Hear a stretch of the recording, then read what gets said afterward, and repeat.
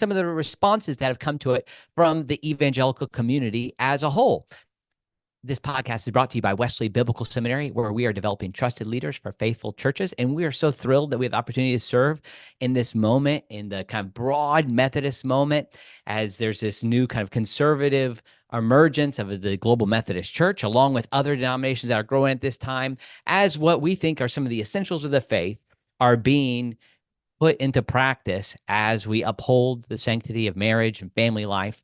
As these denominations are doing that in light of the split of the United Methodist Church at this point. So we'd love for you to find out more about us at wbs.edu, a bachelor's, master's, doctoral degrees. We'd love for you to check that out.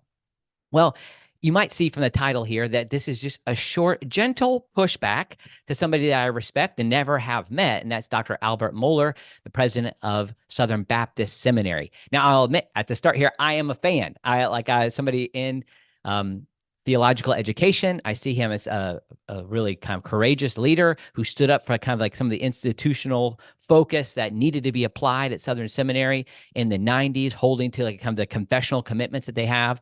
Also, I respect the things that he puts out on a regular basis. For instance, the briefing is something I listen to. Not every day, but many days I listen to it. I could even sing that little rhythm that comes along at the beginning of the podcast many days. I really appreciate it. And his Thinking in Public podcast and much of his public ministry, something I've benefited from for a long time now. And I'm thankful for the work that he has done as a historical theologian. And so this pushback comes with love and respect from a Methodist in the evangelical tradition. And that's where our seminary is. So if these type of things resonate with you, so I feel like I'm speaking somewhat on behalf, though nobody's appointed me to do so, on behalf of the evangelical Methodists who support women in ministry. Now, I'm so thankful, too, for the way that this was covered. Dr. Mohler covered this, the events in the United Methodist Church well, and I know that there's relationships with conservative Methodists, people like we honored most recently here at WBS, Mark Tooley from the Institute on Religion and Democracy and other seminaries as well. But here's what the thing that comes. And this is probably been the one thing I've wanted to push back on for a while. Now, I did write Dr. Mohler on this and on Twitter, and then is also on his website a few times when this has come up through the years and probably the decade or so that I've listened to the briefing. And after a really good analysis of the United Methodist situation, he had this section, and it says this. And I'm just reading from the website and the transcript. The slippery slope of women pastors. The hermeneutic that leads to women pastors is the same hermeneutic that leads to LGBTQ inclusion. Now, this is something that we would work through on a regular basis here with students as we work people through an inductive process for learning to exegete the scriptures. That's like a foundation for who we are as a seminary, making sure that we're helping people read the text in its context and the actual words of the text. Well, let me go on just to read one of the things Dr. Mohler says. I'm skipping some of the things, but he says, I'm just going to suggest, this is not me saying, I'm just going to suggest that what the liberals have done in the current United Methodist Church at its general convention, general conference would be what it's called, Baptist language is making its way in there, which is no problem, at its general convention, is apply pretty much the same kind of rule to the issue of gender, homosexuality, same-sex marriage, you name it.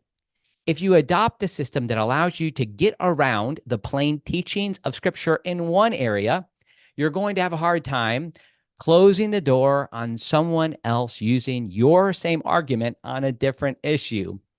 Well, I like to suggest that those in the evangelical Methodist tradition are not getting around Scripture. Now, I know that we have doctrinal distinctives amongst theological traditions in the evangelical tradition as a whole, and it's easy for us to camp out in that.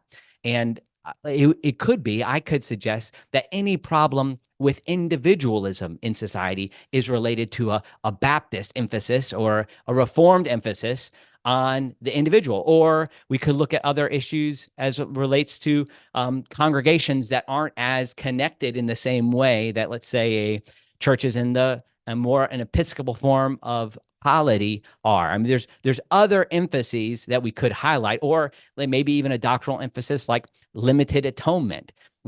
We could characterize some problems that come with that doctrine and expressing themselves in a like a practical way.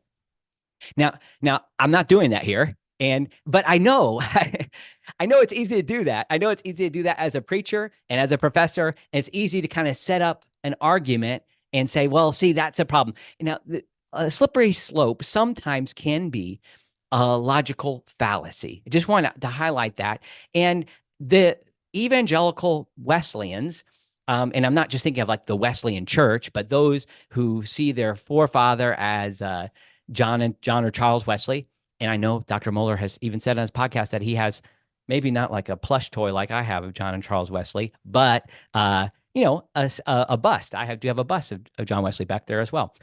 That he has that in his office. So I know there's a high regard for that evangelical tradition and the tradition that comes from it's like kind of broad Methodism, which many would include Pentecostalism as well. Of course, more denominations than just the Global Methodist Church, United Methodist Church, Nazarene, Free Methodist, Church of God Anderson, CMA churches. I could keep going on and on that are part of the tradition, but most of those denominations, I'm not sure everyone that I said there would affirm women serving in some sort of pastoral role to varying degrees.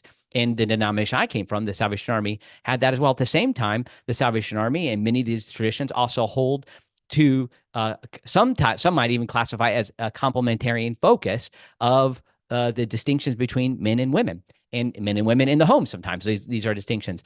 But the Evangelical Methodist tradition, what we teach at Wesley Biblical Seminary, isn't one that, I'm just going back to language, if you adopt a system that allows you to get around the plain teachings of Scripture in one area, that's not the argument that's made from the Methodist perspective. And I'm not just saying the Methodist perspective. Like, here's what generally in the evangelical Wesleyan tradition, we affirm women in ministry, not in spite of the Bible, but because of the Bible. Here's what we mean. So, and I recognize that Dr. Mohler and people in the Reformed tradition might have a differing view on this, but these are like exegetical, interpretive claims, and it's not has nothing to do with the inerrancy of Scripture, like that we would affirm at Wesley Biblical Seminary. Instead, it's like almost lifting an interpretation on a matter of beliefs or at most doctrine to the level of that interpretation being inerrant. And so what we would suggest is like we'd look at things like Romans 16 and the various passages and the ways that women are involved there. And I know there's like exegetical considerations that those who would affirm women in ministry would think there's textual variance going one way, but it's a legitimate case to make that Junia and Andronicus are a married couple. I know there's a textual variant there. Or we have Phoebe. We look at Priscilla and Aquila. We look at the women who come after the resurrection and are the ones who declare the good news. We have Philip's daughters.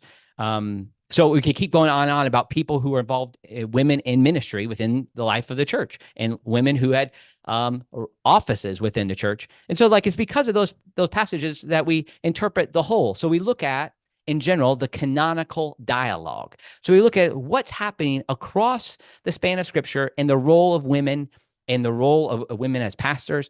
And so in light of that, like, that's how we look at what might be a conflict and see like the passages that might be more prohibitive of being contextually bound. Now, I'm not developing a full defense here, but you can find many sources that would have that. And most recently, even our own Murray Vassar here, a New Testament professor, who talks about the case of mutual submission, but he doesn't even make a case to say that there isn't the case of submission doesn't go both ways. But there's also like roles for men in the home and the like. Also, I look at Reformed people in the Reformed tradition, like somebody like Doug Grotice. And so it's not just the Wesleyan tradition. I want to highlight that as well.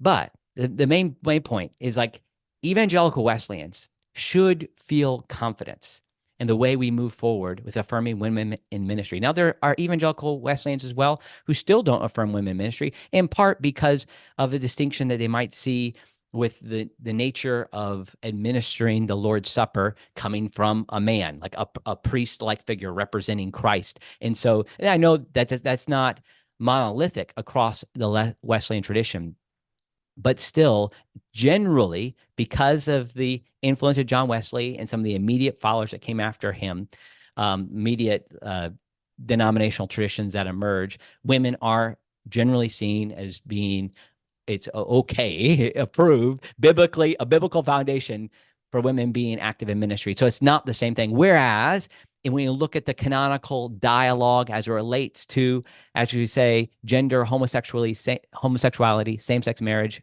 as he says, you name it, all these issues, there isn't a canonical dialogue. There is a canonical monologue. It's prohibitive. And we look at Jesus' words in Matthew 19, the creational mandate, the kind of pre-political reality of marriage. So just a slight pushback here for us to be able to develop the fact that there isn't really a sense that evangelical Wesleyans or evangelical Methodists, those who are part of the GMC, are not abandoning or getting around scripture to affirm women ministry. I know that our interpretation might seem like that to you, but there might be just some doctrinal distinctives that we might suggest that people on the Baptist or Reform side might do the same thing. And so we're not I hope I'm not picking on you in this moment. And I hope that as we're emerging from this conflict that's existed as a result of the theological pluralism that started in United Methodism in 1968, as we're coming out of that, like we'll be even closer united with our friends who affirm the authority of Scripture